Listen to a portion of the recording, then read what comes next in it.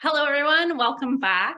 Thank you so much for attending our second session, and thank you everyone for joining us this morning. I don't know about you all, but I've been joined by my companion friends. I actually have some pet chickens who joined me for the morning as well. So I'm so excited to jump in to the second session, Capacity Building for Farmed Animals. My name is Liz. I am the Philanthropy Officer here at Fauna, and I am so excited to present our first speaker of this session, Adam from Mercy for Animals, who will discuss advocacy engagement across 23 countries. Take it away, Adam.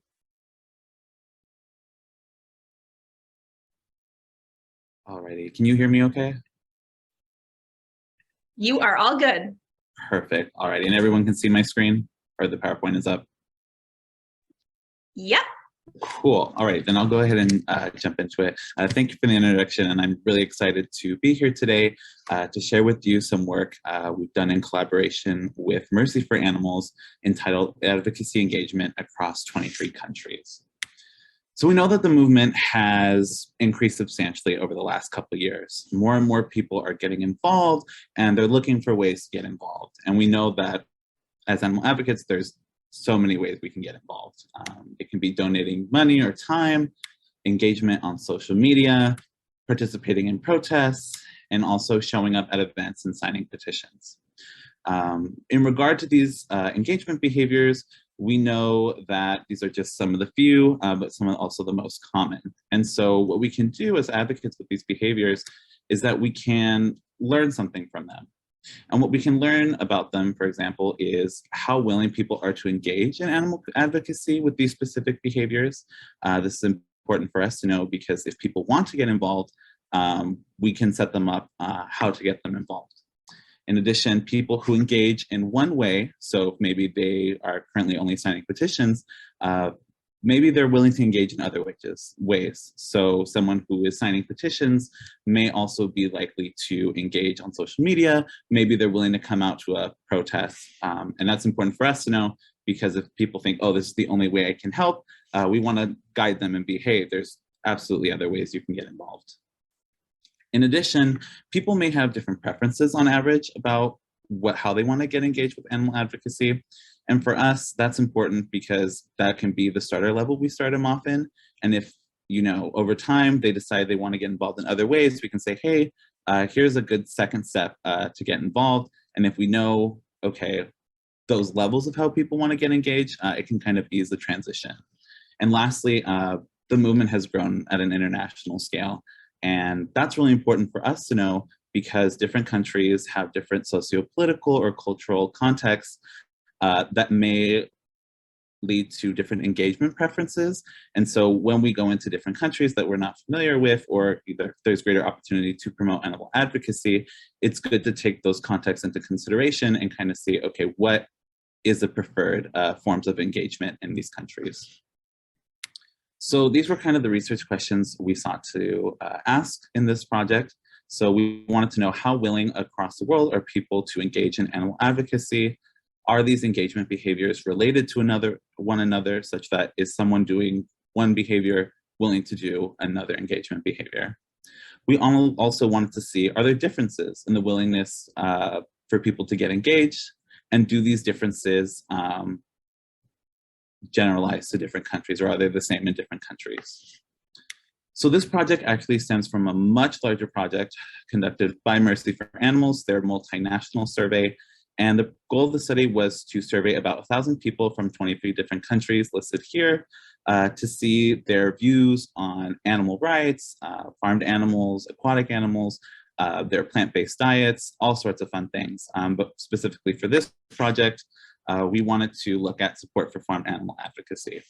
And we asked our participants, okay, so regarding an organization working to protect farmed animals and encourage people to eat plant-based foods, how likely are you to help them out in various ways? And we focus on these 6 specific behaviors: volunteering, donating money, social media engagement, signing petitions, and participating in a peaceful protest. So now I'll go ahead and get into what we found. So our first question, again, was to see how willing are people to engage in animal advocacy. So these are the rates across the entire sample, so across all 23 countries. And what you're seeing is the percentage of people's responses on the scale we use from very unlikely to very likely. We took out a not sure response just to make it easier for interpretation and to see. But what's really optimistic is that on average across these 6 engagement behaviors, about 50% of people are indicating at least somewhat likely, or very likely that they're willing to help out and get engaged in animal advocacy, which is great for us to know because on average, that way we know people are willing to get involved. And then we wanted to look at, okay, are engagement behaviors related to one another? So what we did is we computed Pearson correlations, which just suggests or examine the likelihood that someone willing to do one behavior is likely to do another behavior. And what you'll see is that the value caps at 1, which is the strongest relationship, and that these can be either positive or negative, indicating the direction of the relationship. Lucky for us, in these behaviors, they're all positively related and stronger, as we would indicate by above 0.5 and closer to 1, suggesting that people who are willing to do one behavior are actually really willing and likely to do another behavior. So you'll see that, for example, some of the strongest correlations here, this 0.88 value is regarding social media engagement, which makes sense. Someone who's likely to follow a social media animal advocacy account is likely to also share their content. And you can see there's also a pretty strong correlation of 0.78 with volunteering and donating money. But again, they're all really strongly correlated with each other, again, suggesting that willingness to engage in one behavior will lead to another. Next, even though they're all related to each other, there may be differences in the willingness to engage in these activities. So we looked at the means, the average scores across the entire sample to see, okay, what do people prefer to get involved with first? And from our data, it seems to be that people are really interested in signing petitions, or that's what they're most willing to do, followed by some sort of social media engagement, then followed by participating in a peaceful protest, and then finally donating money and volunteering. And what's really interesting about this kind of framework is it suggests that there's a type of stage model that may be taking place. But I do want to provide just some caution because this is just at one time point and not over time. It's not completely certain whether there is kind of a trickle down effect. You know, if we get someone to sign petitions, are they likely to engage on social media by following or liking stuff, sharing content, etc.? That would be where future research comes in, looking at things over time. But at least this gives us maybe something to work with in the future. So lastly, we wanted to look at whether this willingness or this order was the same across countries. And what we found was that largely 70% of the 23 countries showed this general pattern, either completely or maybe there was one difference where one engagement behavior was moved up one or down, but it generally the same pattern, which is really good that in the sense that, you know, if you were to take a shot in the dark, you know, this order is probably what might work. However, kind of as I was mentioning before, there may be socio-political, geopolitical, or cultural contexts that we need to take in consideration. And some evidence for that is shown by 30% of countries having multiple differences. Here's an example from South Korea showing that liking and following social media is actually their preferred method, then followed by signing petitions.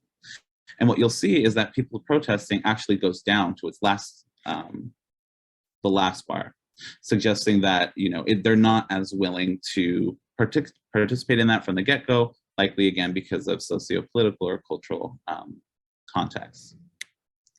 Here's an example with China where you're seeing a lot of shuffling, such that volunteering has moved up to the 3rd spot, signing petitions has moved down to this 5th spot right here, and social media engagement has moved up to the top. So hopefully what you're taking away from this is that while we might see this general potential stage model, it is super, super, super important to really take into consideration the geopolitical and cultural context at which you're planning to do advocacy in, whether it's your home country or another outside country. Last thing I wanted to highlight very briefly is that based on our data, what we're seeing that if you were to take a shot in the dark in a different country, because again, there's about 150 countries in the world, we only sampled 23. Most countries have one of these 3 behaviors, either signing petitions or social media engagement in their top 3. So if, for example, you wanted to do some work in a country that we didn't examine or some further work, these 3 behaviors might be your best guess or best to start off with. So what does this mean for advocates? Well, just to kind of summarize, on average, people are actually willing to engage in some form of animal advocacy. They're rating at above 50% of people, they're likely to get involved in one way or another. In addition, someone who engages in one advocacy behavior, like signing petitions, is likely to do one of the other following behaviors, or at least they're willing to. However, we are seeing that there are differences in willingness to engage, and it's important to take these in consideration just because there may be different societal, cultural, or political factors in different countries. So kind of a future directions, again, we kind of proposed the stage model, suggesting that maybe this is something we can work with as advocates to begin with. However, we do want to highlight that ease does not necessarily mean impact. These 3 behaviors on top, the signing petitions and social media engagement, can be considered maybe some low-hanging fruit. And so they might not have as big an impact as we're hoping for, but we would need more longitudinal data or examining this stuff over time to look at the impact and also see whether, engagement is trickling down over time. Whether someone who's signing a lot of petitions is more likely to then follow on social media and then over time, more likely to share content, et cetera, et cetera. And lastly, again, we only examined 23 countries out of the 150 plus in the world. So it's really important to also extend this research to other countries, especially because we didn't look at other continents like Africa. We didn't look at all the countries in Europe, and there's still a good amount of countries in Asia that we also didn't examine. So with that, I want to thank you all for listening. I hope you're able to take something away from this. I want to thank our collaborators at Mercy for Animals, other people involved in SINT, Faunalytics for being a platform for us to share this information. And if you have any questions about the specific proposed stage models we have or about the project in general, please feel free to reach out to me or my collaborators, Andy Tompkins and Courtney Dillard at Mercy for Animals. Thank you all. Wow, thank you so much, Adam, for the wonderful presentation and all of those incredible insights. I can see the chat. There's a bunch of questions, so I would encourage everybody to make sure they're sticking around at the end of the sessions because we will have a breakout room. That's going to be about 2:15, so make sure you stick around because you can join in the chat there. And as well, we are recording all of the sessions, so Adam's contact information will be dispersed amongst everybody so you can continue these conversations. Next up, we'll be joined by Dr. Krista Hiddema for the Greater Good, who will discuss recommendations for advocacy organizations to improve work culture. Take it away, Krista. Thank you. And like everyone, I'm like, how are we doing for the presentation part? Can everyone see my screen okay? I am going to go into presentation mode, if I know how to do that right now. And before I do, I just need to give a shout out to Sasha and Lori and show everybody my chicken love. This is my chicken hat. I wear it whenever I do tours when I used to be at Happily Ever Esther, and I wear it to Pride in Toronto every year. So this is my shout out to love our chickens. All right, so everyone can see my presentation. I can't see you at the moment, so if somebody can just orally say yes, that would be amazing. It looks great. Awesome. Okay, so thank you for joining me. My name is Krista. A lot of you know me. I see lots of faces that I know really, really well. I've been in the movement for a little over 10 years, doing all sorts of different things. I was at VP at Mercy for Animals for a number of years, and now I consult for myself, and I have been consulting for groups in the movement all over the world since about January of 2018. When I joined the movement, I came out of the for-profit sector. And I had been in the for-profit sector, particularly in employment-related roles. So I was a partner in an employment and labor law firm in Toronto. I had been the vice president of human resources for one of the largest software companies in the world called SAP. But I had always had this angst in me. I've been a vegan since about 1987. And I'd always had this angst around moving into our space. So I did that. And I left the movement really to come and help animals. And this is a picture of me in a Maple Leaf Foods grow barn here in Canada. And actually, Lori Torgerson-White, who's on the phone, or rather on Zoom, she was with me that day because her and I worked together at Mercy for Animals at that time. And I wasn't really prepared fully for what this was going to mean to me and mean to our life. But something else that I really wasn't prepared for was, quite frankly, the high turnover that I was seeing in the movement when I joined. So as a result of this high turnover, I really began to read. I began to read things like the work that Faunalytics did and Joe did in particular around the state of the animal advocacy movement in Canada and the United States, where they too at Faunalytics have noted this high turnover. I read some other really interesting work by people like Emily Gardier, who looked at animal activism and the impact on women. Emily Gardier then wrote a really noteworthy book called Where the Boys Aren't, The Predominance of Women in Animal Rights Activism. If you haven't read that, I would certainly recommend it. And then I went to look at the work of people like Paul Gorski and others who wrote a really interesting piece called Nobody's Paying Me to Cry. And it was the causes of activist burnout, particularly in the United States. And in that piece, Gorski talked a lot about burnout. And he talked in particular about burnout being among the greatest threats to any form of social movement stability. And certainly that applies to our movement as well. So all of this together, I'm so sorry to interrupt. Can you make your screen full screen right now? We see it in presentation mode and we have a couple of requests to make it full screen. No, I am super embarrassed and I'm sorry. I'm going to say that I don't feel like oh boy, oh boy. Oh, what if I did this? Does that work? If you use the top, there you go, perfect. Okay, I am so sorry and thank you very much for interrupting me.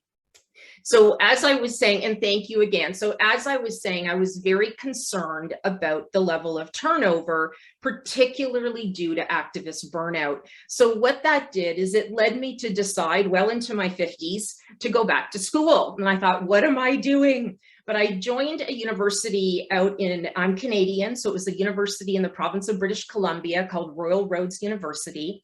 And it led me to pursue my doctorate. And as I was entering this space in time in my life, I came to really decide that I needed to bring together the for-profit experiences that I had had in human resources, together with the experiences as an employee in the movement, and really look at what was happening that was creating this really high turnover.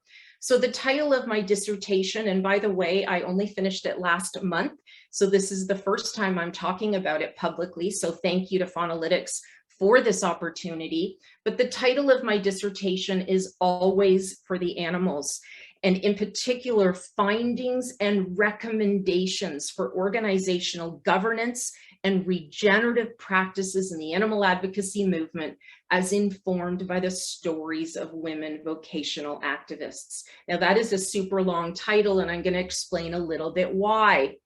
We've heard a number of speakers today, which has been wonderful. And there is a significant difference between what we call qualitative data and quantitative data. So quantitative data is what our last friend from Mercy for Animals just spoke about. Quantitative data is where we see statistics. Lori and Sasha also talked about statistics. And usually in quantitative data, we're looking at things like statistical analysis. It's usually expressed in numbers and graphs. The other kind of information is what we call qualitative data. And this is where information is expressed in terms of words. And for me, it felt very important to work with women and allow them to express their needs through narrative storytelling. And our keynote speaker from CARE talked about the importance of narrative storytelling and lived experience.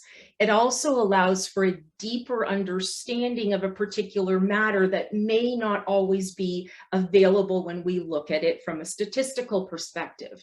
So I chose to work with women in particular in the US and Canada. I worked with 33 women. They were aged 23 to 60. All had been in the acronym FAM is simply Farmed Animal Advocacy Movement. They'd all been in the FAM for about in between 1 and 15 years. 10 women had children, 8 identified as being part of the BIPOC community, 8 as LGBT+, and 4 were living with a disability. Education ranged from high school to 4 with doctorates, and marital status also ranged. 3 were in Canada and 30 were in the United States. And in total, 72 organizations in our movement were named by the participants. As we do in qualitative research, I had 2 research questions. The first one is what is simply my primary research question. And I was really trying to find out how the principles of care that we are asking the general public to apply to animals, how are those same principles applied to women in our movement? And that secondary question was, how are their stories? How can they be combined with the research, and how can we look at more regenerative practices for our movement? And by the way, the reason I chose to work with women is that almost 80% of our movement, particularly in Canada and the United States, is made up of women. So when I allowed these women the opportunity to tell their stories, and with each woman I spent many hours, they told me things like when they started in the movement, there were some positive experiences, but they really talked about them as being part of a honeymoon period. Initially, a lot of women talked about having stars in their eyes, but unfortunately, their bubble burst quickly. Another woman talked about having her first few months as feeling like being on cloud 9. And yet another woman actually told me that she was willing to deal with issues with men. She was willing to deal with low pay, knowing that she could contribute to something that was going to help animals. Most of the stories that were told to me, however, were not positive. The vast majority were negative, and many of them, frankly, were very difficult to hear. One woman talked about being very aware of the sexual harassment, the compassion fatigue, and burnout in our movement, but that she joined it anyhow. Another woman talking about challenges around their boards of directors. Some women talked about their boards being entirely absent, or they were simply seen as rubber stamping or an extension of their founder or their ED. One woman told me of a story that she went to a board member to tell her that a funder had kissed her on the cheek and regularly engaged in lingering hugs, and the board member simply said, he's an old man, it's just what he does. There was a lot of talk of fear and bullying. One woman talked about a situation where her own employees were being sexually harassed, and she felt paralyzed to do anything because of a pervasive nature of hero worship. Another talked about feeling disempowered and toxic. And another talked about being legitimately concerned for her personal safety and well-being during the AR Me Too piece of our movement. There was also some real concerns discussed around human resources. One woman talked about reporting racism, yet nothing was done. And there were some themes around a lack of transparency in HR, a lack of understanding how pay is determined, and a lack of recognition and fairness. In addition, we did see a very strong concern around the overall culture. And one woman really summed it up beautifully when she said, I don't think that we're acting out of our vegan ethics when we betray human animals for non-human animals. The good news is that these same amazing women were so generous and forthcoming with their recommendations.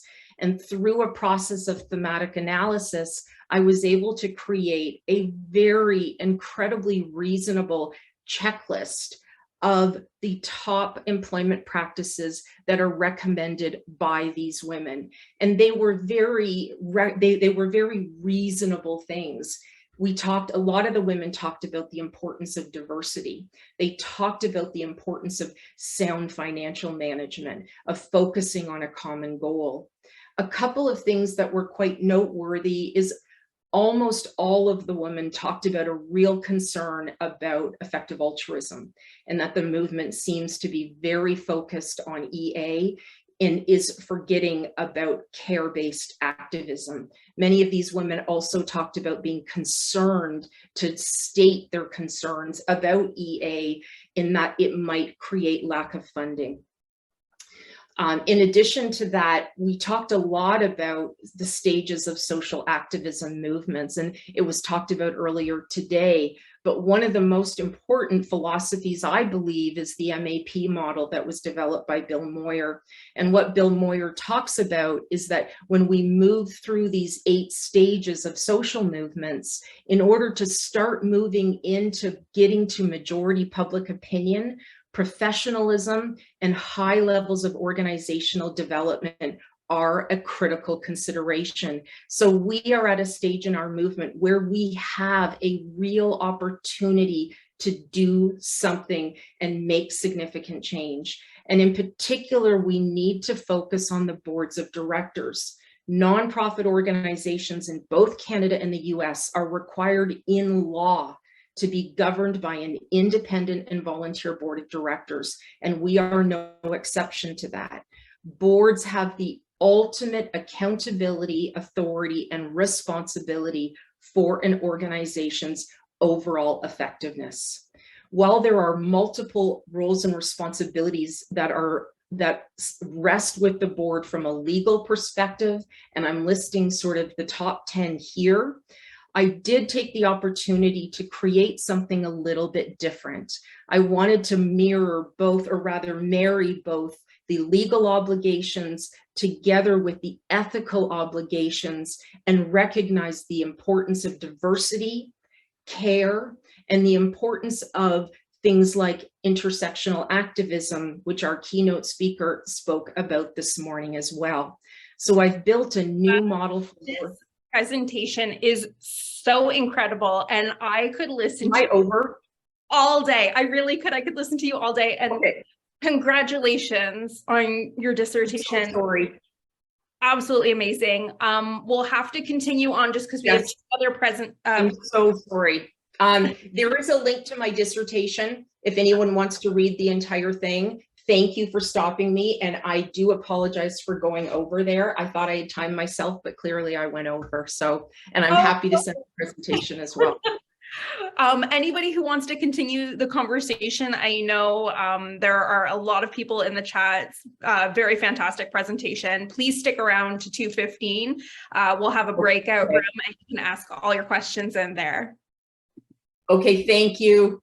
Thank you. All right. So next up, we're going to have Ella Wong from Good Growth, who will be presenting on the challenges faced by animal advocacy organizations in Asia. Ella couldn't make it today, but she did pre-record her presentation, and we are going to play that right now for you. Hi, I'm Ella Wong from Good Growth. We're a research organization focused on promoting sustainable food systems in Asia. Thank you, Fauna for inviting me to present today. I'm honored to be able to share insights from this study that was commissioned by Animal Advocacy Africa. The goal of this study was to understand what capacity building actions or interventions are most needed by farmed animal welfare and vegan organizations in Asia. So this study was conducted in 3 steps. First, we did desktop research. This was reading reports by animal advocacy organizations, media interviews with advocates, attending events, etc., to gather existing insights. Then we conducted semi-structured interviews with 4 different capacity builders and grant makers in the region, 6 with local organizations. So these were organizations that were only based in one country and were not part of an international organization, and supplemented by 3 informal chats and email interviews with advocates in the region. Then, based on the research findings, we came up with a list of potential capacity building intervention ideas. And we sent out a survey to 17 local orgs, asking them which interventions they would prioritize taking part in. Ultimately, 8 organizations got back to us with feedback. So here are some general observations about the movement before we dive into specific challenges stated by the organizations.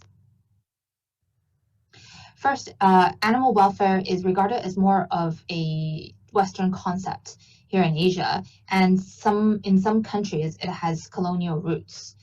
A majority of the organizations are in companion animal welfare or in wild animal protection as opposed to farmed animal welfare. During our initial discovery process, we found that less than 5 local organizations in Asia did only farmed animal welfare work. It was more common to see farm animal welfare teams as part of a general animal advocacy organization, and the teams were generally small, so less than 10 paid staff. So these quotes here were actually made from people who are already interviewing for animal welfare or vegan advocacy jobs, showing that still a relatively low understanding of the issues at hand. Not only does this low general awareness of farm animal welfare or veganism create difficulties in hiring and advocacy work, it also affects fundraising, which we'll discuss at a later slide. And in certain countries, like but not limited to China, India, Thailand, and Vietnam, etc., have varying levels of restrictions on nonprofit work and receiving foreign funding. So this means that advocacy work might look different than the West. It might mean higher levels of cooperation or less obvious differentiation between what is an NGO, government, and industry. It might also mean adopting less confrontational approaches to institutional engagement rather than doing investigations or negative campaigns. So here are some of the key challenges and needs we found from local organizations and some of the key recommendations that we have for capacity builders and funders in the region who want to grow the movement. We found that there was a need for direct work-related training. So this means how to do more effective corporate campaigns, government lobbying, or public outreach. This came out top in the survey and was also reflected in interviews as a need. However, we've also found that there is a need for local relevance in these training materials. Unsurprisingly, a lot of the research done on effective animal advocacy has been done in the West, and so more research needs to be done on what is effective in the region and in specific countries. Of course, some of the best practices can be applied globally, and so the training materials might just need to be translated into the local language. And when supporting training, don't forget volunteers as well, because a lot of these organizations are small and they may rely on volunteers for public engagement work. Many of these farm animal welfare organizations may have evolved from volunteer-based animal advocacy groups. And so where the work culture and expectations might be very different to running a professional organization. So there's a need for leadership development at all levels. While leadership development might not be priority for the organizations themselves, funders and capacity builders may want to consider supporting this for the long-term sustainability of the movement. This could be done in the form of non-traditional training, for example, work exchanges with more established farm animal welfare organizations. Organizations also mentioned the need for more effective external communications. So whether that is creating short videos to engage a younger audience or better branding and design for the materials. It would be good for funders and capacity builders to support more on communications work, whether directly or it could be by getting skilled volunteers to do the work. Given the small size of the organizations, quite a few advocates also mentioned that they felt like administrative tasks were taking away a lot of time from doing direct work. So many of them supported the idea to receive outsourced support from people like personal assistants or accountants, essentially getting help on administrative work would be appreciated. So in terms of challenges when it comes to fundraising, while this was not a major concern for, not an immediate concern for a lot of the organizations that we interviewed, many did bring up the risk of relying on a few foreign donors. So this is not only because it might be risky to become dependent on one or two donors, it's also because of changing rules and regulations on foreign funding in many countries, as we brought up earlier. Another challenge is that it's difficult to fundraise locally. There is a general lack of interest in the region on the issue from donors of all sizes, from individuals to corporates or even foundations. So an interesting intervention that ranked high in the survey and also mentioned during an interview was to explore alternative funding sources. For example, developing commercial projects and attracting impact investors, or potentially even crowdfunding. This will require a lot more investigation as to what projects might be a good fit for these different types of funding tools. In the long run, more work needs to be done in the region to cultivate local donors so as to diversify funding for organizations in the region. So while most organizations we interviewed didn't find hiring as an immediate issue, it has been raised as a mid to long-term issue as the hiring pool is generally small. This is due to challenges like relatively low salary compared with commercial companies, and in countries where upward mobility is very important. There's also a general perception and unfamiliarity with nonprofit work as a career. So potential job seekers may face pressure from friends and family to take a less risky route. And as the movement itself is still nascent, career path for advocates may not be so clear-cut as well. So to address these challenges, capacity builders could consider professional development opportunities for people already working in the field so as to support their overall career development, offering job shadowing opportunities within local organizations so people can get a better understanding of what the job nature may be like. Funders and organizations may also need to factor in competitive salaries to attract talent. And in the longer term, together with other nonprofit movements, more promotion and awareness building needs to be done to help people understand nonprofit work as a viable career. Lastly, in terms of growing the movement overall, we've already discussed that a general low awareness of the importance of ethical food systems as an issue, as a challenge. And perhaps this might be the case also in other countries, but farmed animal welfare advocates specifically have told us that sometimes they meet resistance from vegan or environmental advocates as well, as they may not agree on the same principles. There's also a general need for more voices. It's difficult for only one organization in the country to create any momentum on the issue or for it to be taken seriously by corporates or governments.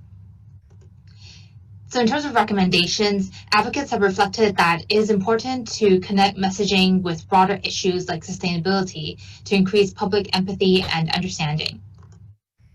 More support is also needed for individuals interested in the movement, whether to get them involved professionally or as a side project. There are a few fellowships running already in Asia, but there's always room for further growth. On the other hand, more farmed animal welfare and vegan organizations need to be set up across Asia for the movement to really take root, whether it might be a branch of an international organization or a completely brand new startup. More details and other recommendations can be found on the summary page and report on this link. Thank you so much for listening. Unfortunately, I won't be able to attend the Q&A session today due to time difference, but please feel free to email me at ella@goodgrove.io for any questions or feedback.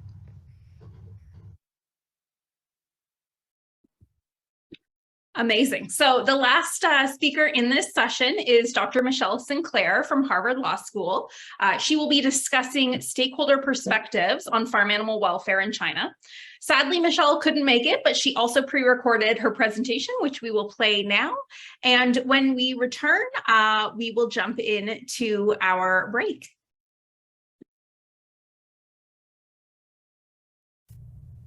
Hi all, thanks for joining for this research summary. This one is a summary of a project that looked into farm animal welfare opportunities in China. Glad you could join. For those of you that don't know me, I'm Michelle Sinclair.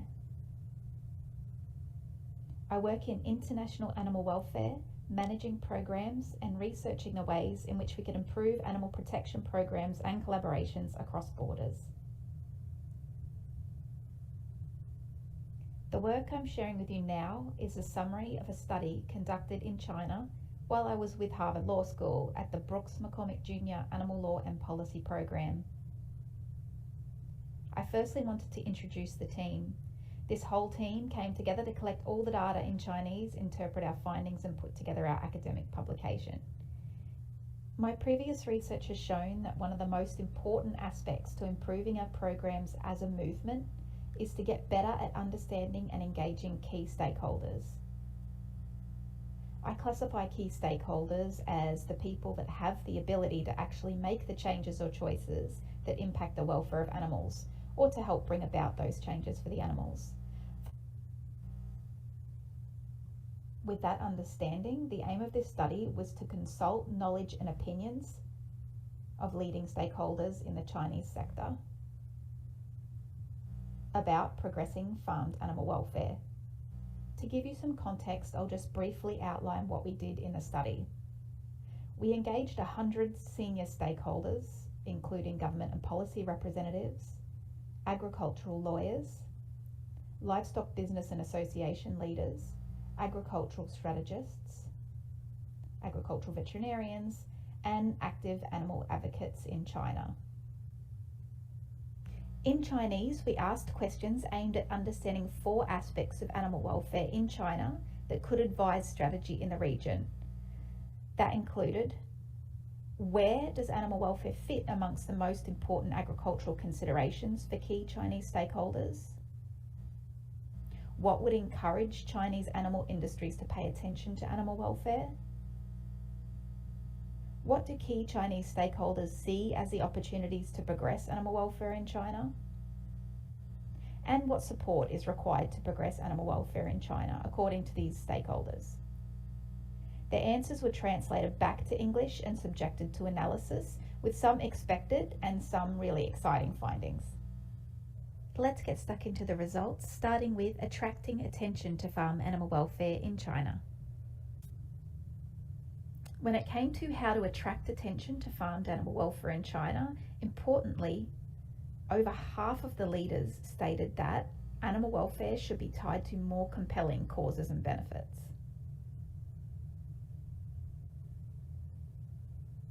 What they then considered to be the more compelling benefits are summarised here in this pie chart for you. Most frequently, the leaders listed that improving farm animal welfare should be tied to food safety and biosecurity. It should be tied to increased market and branding opportunities. Improving animal welfare should be tied to increased quality of products. And obviously profit. To summarise, one leader shared that farm animal welfare will gain attention in China when it can be proven to bring benefits to the farm. This does align with some of my previous findings that emphasises the importance of finding mutual benefits that animals might have with people. More specifically, how can people benefit from improving the welfare of animals? Although as a movement, we obviously see the benefit of improving the welfare of animals as being for the animals themselves, for stakeholders outside of the movement, that is rarely a compelling reason to make meaningful changes. So wrapping our head around that will certainly allow us to attract far more attention to farmed animal welfare. Next up for results are opportunities for farmed animal welfare improvement in China. I'm actually only going to quickly flash this up because it's a bit of an assault on the senses and too much for a PowerPoint. But us professional nerds love building sexy figures with data, and I wanted to quickly show you that the opportunities they shared could be divided into two categories. So they could be divided into external societal opportunities, so general societal conditions that could be leveraged to improve animal welfare, and internally generated opportunities and interventions and things like that. So this is the cool bit. When we asked leaders in China to share with us what they saw as the opportunities to improve farm animal welfare, they gave us 323 responses, which is over 3 times the opportunities than people who actually participated, which means people were pretty engaged with this task, which is really optimistic. We won't have time to go through these today, and all of this information's in the paper if you wanted some more details, but some of these specific opportunities that the leaders mentioned were societal and external. And likewise, they've presented us with some opportunities for interventions. Last up on the results I'll share with you today is around supporting the improvement of farm animal welfare in China. When asked if they believed the livestock industry in China needed more support to improve farmed animal welfare, 88% of participants agreed. When we then asked the leaders who that support was needed from, the government was the most frequent response. Interestingly, international not-for-profits barely appeared here, which again demonstrates the need to drive change locally and is an important memo to those of us in international animal welfare to ensure we're collaborating to support local change drivers rather than trying to drive the change ourselves. As you can see, there are lots of opportunities here, as listed by leaders in this study, which is incredibly optimistic and gives us all a lot to think about. The findings are of particular use as they are opportunities and solutions presented by influential key stakeholders who are themselves in a position to drive changes for farmed animal welfare. By drawing our attention to certain opportunities, we could deduce that they themselves would be more likely to engage with and get behind these approaches, which in itself is a huge potential victory. So as a result of these findings, we have some applications for our movement. First up, we need to tie animal welfare to other compelling benefits. We need to find some mutual benefits. And the 3 most compelling intersections in regards to this study is when improving animal welfare can specifically be tied to profit, product quality, and food safety. The good news is all 3 of these things can actually intersect with animal welfare, and in a lot of instances this is actually supported by some available science as well. I've added some examples of that here, and there's more information in the paper. But the good news is animal welfare can actually be tied to increased profit. It can also be tied to product quality, and there's some evidence there around that as well that's hopefully useful for you.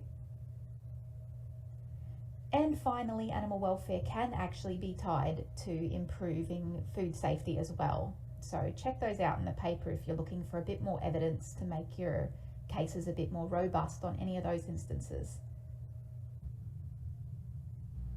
So in summary, in a time in which it's all too easy to feel fatigued and hopeless, our findings urge optimism by presenting paths in which to view the current landscape as one full of opportunity and hope.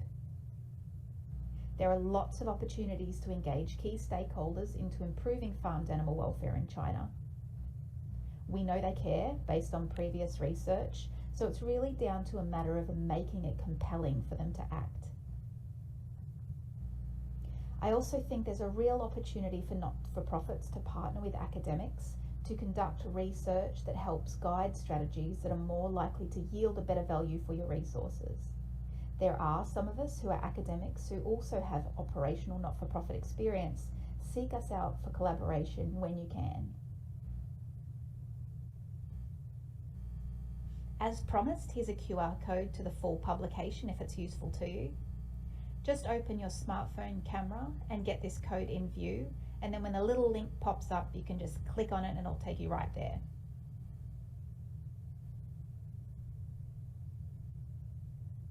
Okay, so thanks for joining me, folks, for this research summary. Please keep up your amazing but challenging work, and do reach out to me on the below email if I can support you. There's also a little link there to the library of publications I promised, if you dare. Okay, take care, friends, stay safe, and see you next time.